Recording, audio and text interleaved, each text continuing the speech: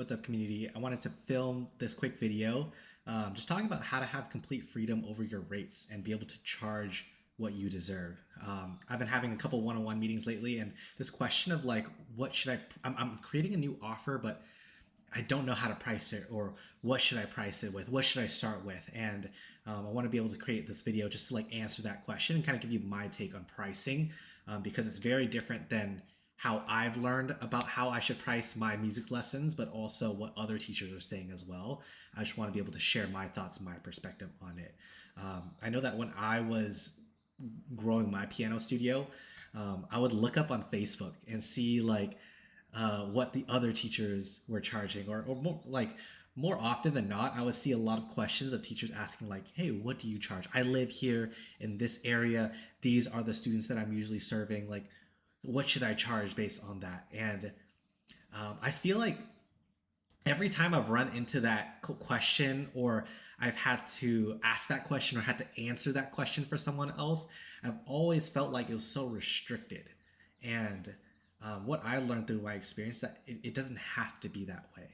And I see a lot of teachers having this feeling of doubt in themselves, and this feeling of frustration when they try to raise the price, but they feel like people in the area just can't afford the price that they want to charge, or they want to create a new program, but they've never charged this price before, so they feel a bit nervous doing that. And I see what a lot of teachers are doing is that we're basing our price based on location, right? Based on a demographic, based on whether or not you're doing just one-on-one, or a group, or I'm seeing what is it that other teachers are charging, what is my competitor charging, and you have to price based on that. And if you've been in running your music school for a while, you probably know that being the cheapest is not the best strategy, right? But being the most expensive, being the number one choice, that is something that we can go after as well. But I'd like to kind of share my perspective on this, and that like, you don't have to price based on location.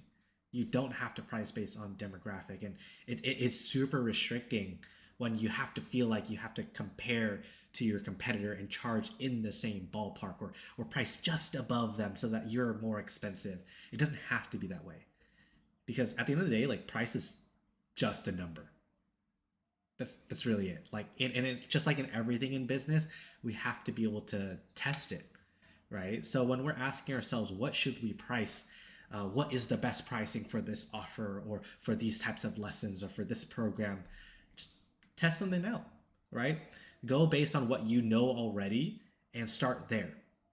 So, price is a number, but just like in business, we have to be able to test it out. You'll never know like what's a good price point until you have validated it.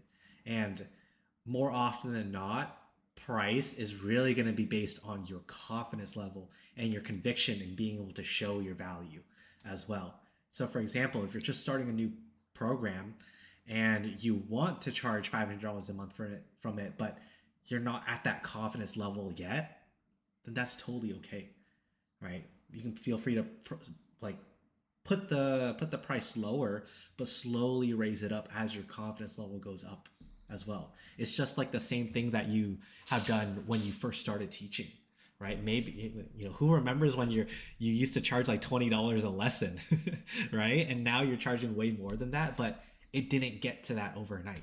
Like, you slowly had to raise the prices as you start to get better as a teacher. And of course, right now, you're a world-class teacher. So how do we get to the point where we can charge that high number, charge the rate that you deserve, but get the confidence and the conviction with that as well? And it's okay to start low and slowly raise it up. So that's the first thing. It's like, price is really based on your conviction and your confidence level in being able to show that value. But also, how I think about pricing, how do we actually get true freedom out of just your location, your demographic? How do you actually get to that point where you can charge what you deserve?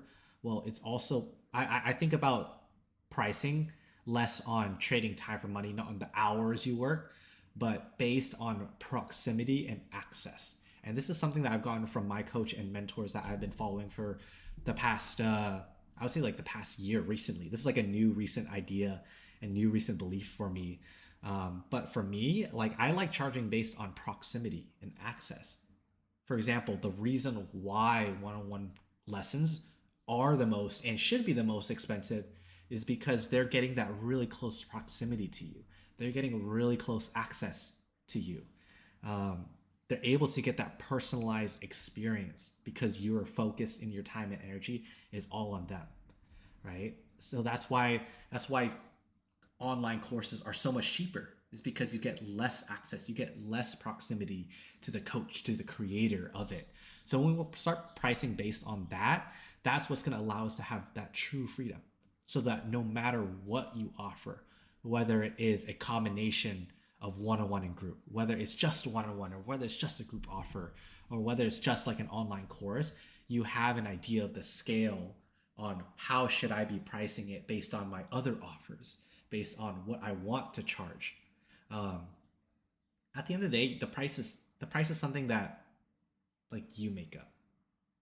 There doesn't have to be like there doesn't have to be a coach telling you what you should price your lessons. I know that for me and a lot of the teachers here in our inner circle community, um, every single time they ask someone asks what should I price, I'm not going to give you your price, right? That's something that I'm going to help you figure out for yourself. Help you figure out what is the first starting price point that you're going to start with, and how can we start raising it up more. So when we think about proximity and access, think about how like where should that price point be. For example, I was working with a teacher in our one-on-one call, and they have their in-person one-on-one lessons. That is going to be their most expensive offer because they get that proximity. They're going to be right there in person next to them. Access, they have them one on one, but also the travel time and everything like that too. Like I am going into your home. This is going to be the most expensive one. But they also want to start offering like a hybrid model. Maybe the student gets less in person, but they also get online lessons instead. So that's why like I told them they can be able to charge that a little bit less because they get less proximity, they get less access, but not necessarily discounting the actual service that they are providing as well, not cheapening their value, but being able to price based on that proximity. That's why I can be able to offer a group offer inside of our community, but also have the one-on-one component as well. And it doesn't affect the overall offer. It doesn't make me really confused or anything like that, but it's just pricing based on that proximity level. So I want you to think about that when you are thinking about what should I be pricing my next offer, my new program that I'm going to be creating. Like, where should that be at? When you're in doubt, I would say just start on what you know.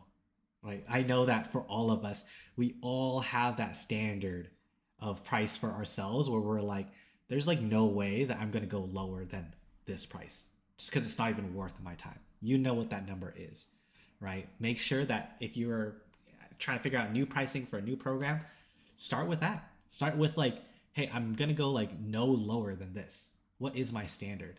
And then from there, we start to raise our standards. For example, during COVID, I remember when I was having a boom in my piano studio, I went from $120 a month, charging $120 a month, to charging $200 a month in the span of like 2 months, right?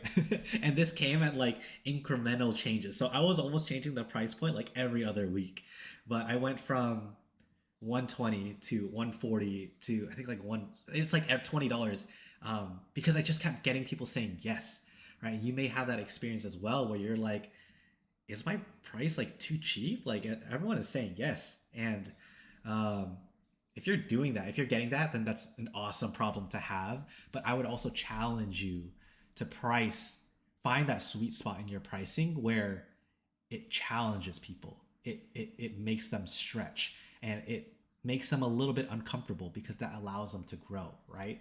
I challenge you to find that balance between charging what you deserve and also Here, let me say that again. It's like I want you to find that balance between charging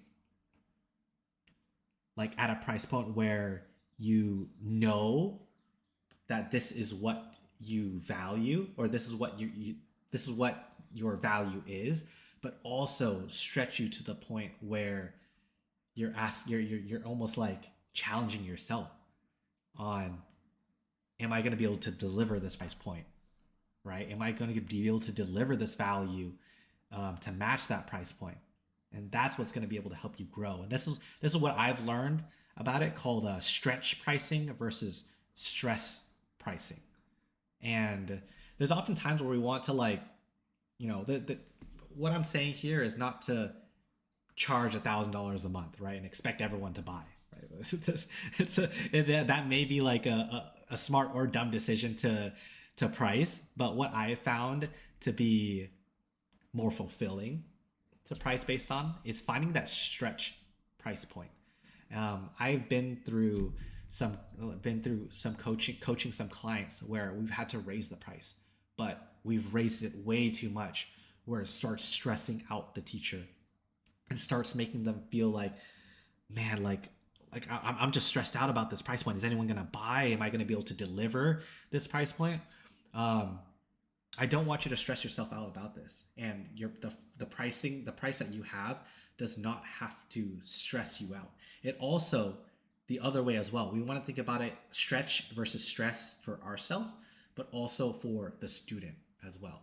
Because if we're in a price point where we are stressing the student out, right? We can't charge like, not all of us, I'll just say that, not all of us can charge like $2,000 a month, because not everybody can afford that.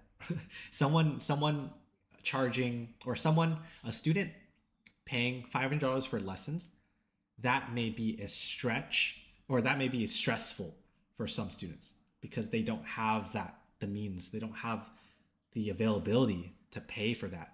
But it also might be a stretch point for some students as well, where they know they can afford it, but it's still that uncomfortable feeling where it allows them to have that experience where they're like, I'm paying all this much money for lessons, I need to make it worth it, right? But if we don't have that, the problem I see with most teachers is that they don't have that at all. They have super easy going price points, to the point where they are resenting the student, right? Don't get so far on the end where you are charging so cheap that people like have the money to afford this, but they're not taking it seriously, right? Don't go so far off the end where they feel like music lessons is just this extra thing that they are doing, that it's not something that's needed for them, right?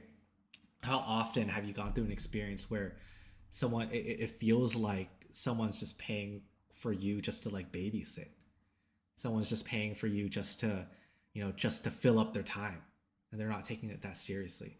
When we actually have a price point that stretches our students, that's what gives them the experience to grow. That's what gives them the experience to invest in themselves and to trust themselves, that if they pay for all this money to bet on themselves, that it'll be worth it for them. We need to be able to give them that experience. If we don't give them that experience, how are they ever going to grow? How are they ever going to learn? How are they ever going to value music education?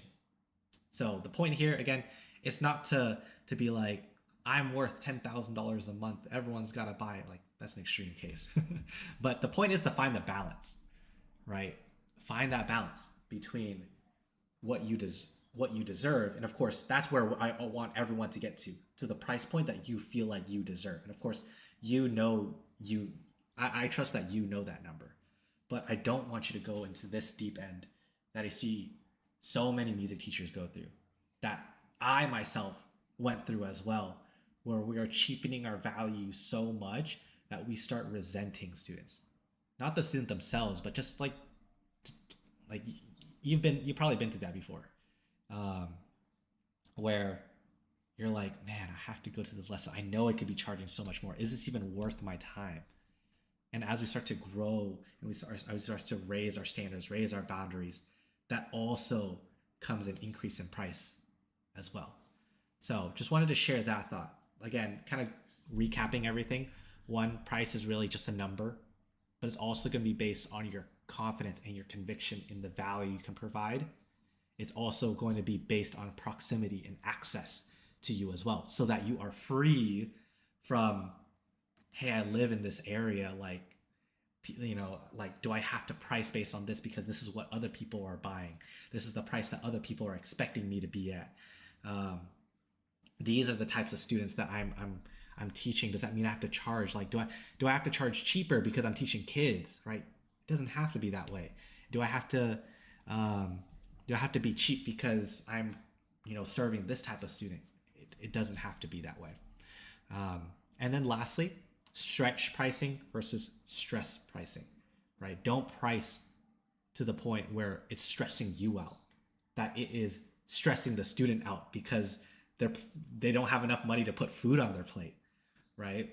But find that stress, or find the stretch pricing, the one that allows you to stretch yourself as a teacher, as a business owner, allows you to have those experiences where you can be like, I'm charging this much, like I need to make it worth it for the student, and also for the student as well, where they're like, they get that experience where they're like, I'm paying all this money for music lessons, I need to practice so that I can make it worth it. um, Last example, for myself, just kind of for all the people that are like, nobody would ever like pay this much for music lessons. I was paying $600 a month for music production lessons, and what that allowed me to do is that allowed me to stretch like crazy. So going into my lessons, like I could barely finish a song, and now I'm finishing professional level tracks every single week. And I have that ability now because I bet on myself, that I put all this money into my own music education and I made it work. And I feel like if I just bought a course, or if I just watched a bunch of YouTube tutorials, I would have been able to get to the same place, but maybe not as fast, maybe not as easy, and of course not as fun as well, because it was a fun experience.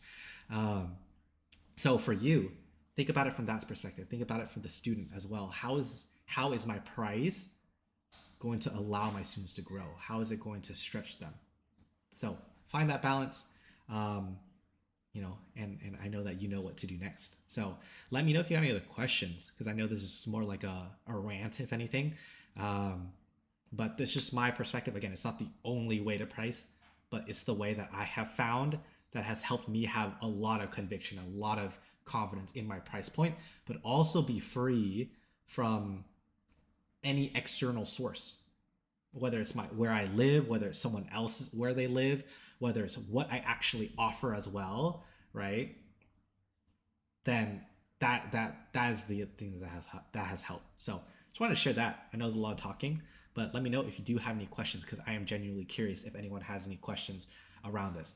Not everyone will agree, but this is where I stand.